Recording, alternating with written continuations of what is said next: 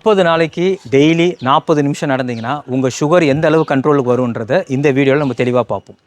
ஒரு டாக்டராக நான் உங்களுக்கு சொல்ல வர்றது என்னென்னா, நடக்கிறதுன்றது வெறும் ஒரு எக்ஸசைஸ் மட்டும் கிடையாது, அது ஒரு மருந்து மாதிரி.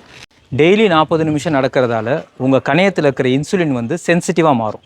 சென்சிட்டிவாக மாறுதுன்னா என்ன அர்த்தம்னா, உங்கள் கணையம் வந்து சுரக்கக்கூடிய அந்த இன்சுலின் உங்கள் உடம்பு ஏற்றுக்கிற அளவுக்கு வந்துடும். இதனால் என்ன ஆகும்னா, நம்ம ரத்தத்தில் இருக்கிற சர்க்கரை நம்ம செல்லுக்குள்ளே போகும். நம்ம ரத்தத்தில் படிப்படியாக சுகர் குறையிறதை நீங்கள் கண்டிப்பாக பார்க்கலாம்.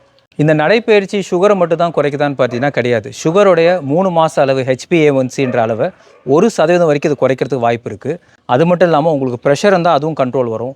உங்கள் உடல் எடையை வந்து மெயின்டைன் ஆகும். உங்களுக்கு மன அழுத்தங்கள் இருந்தால் அது குறையும். அது மட்டும் இல்லாமல் பல நாள்பட்ட நோய்கள் லைக் தைராய்டு, கொலஸ்ட்ரால் இந்த மாதிரி பிரச்சனைகள்லேருந்து நீங்கள் ஈஸியாக வெளிவரத்துக்கும் வாய்ப்புகள் இருக்கும்.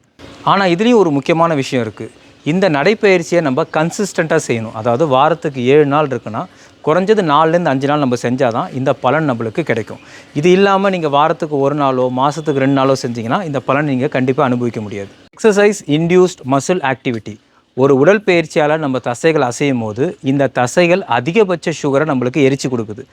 இந்த வேலைகள் நடக்கும்போது உங்கள் கணையம் ஓய்வு எடுக்கிறதால சுகர் ஈஸியாக கண்ட்ரோல் ஆகிறதுக்கான வாய்ப்புகள் இருக்குது. ஞாபகம் வச்சுங்க, உங்கள் கணையம் ஓய்வு எடுக்கணும்னா உங்கள் தசைகள் வந்து கடுமையான வேலை செய்யணும். இந்த கடுமையான வேலை செய்கிறது தான் எக்ஸசைஸ். ரொம்ப சுலபமான எக்ஸசைஸ் 40 நிமிஷம் நடைப்பயிற்சி.